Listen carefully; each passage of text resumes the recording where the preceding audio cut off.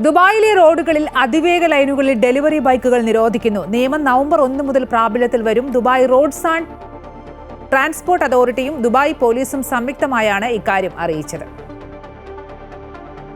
November 1 മുതൽ ദുബായിലെ 5 അതിൽ കൂടുതലോ ലൈനുകളുള്ള റോഡുകളിൽ ആദ്യ 2 സ്പീഡ് ലൈനുകളിൽ ഡെലിവറി ബൈക്കുകൾ ഓടിക്കാൻ അനുമതി ഉണ്ടാവില്ല.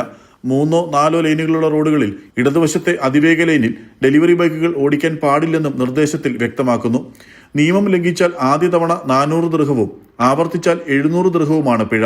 3ാം തവണയും നിയമലംഘനം നടത്തിയാൽ പെർമിറ്റ് സസ്പെൻഡ് ചെയ്യും. 2 അതിൽ കുറവോ ലൈനുകളിലുള്ള പാതകളിൽ നിയന്ത്രണം ഉണ്ടാവില്ല.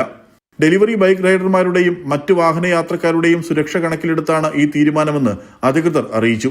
കഴിഞ്ഞ വർഷം 70,166 നിയമലംഘനങ്ങളാണ് ഡെലിവറി മോട്ടോർ ബൈക്കുകൾ ഓടിക്കുന്നവരിൽ നിന്നും ഉണ്ടായത്.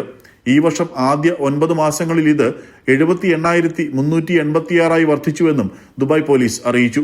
ഈ സാഹചര്യത്തിലാണ് നിയന്ത്രണങ്ങൾ കൊണ്ടുവന്നത്.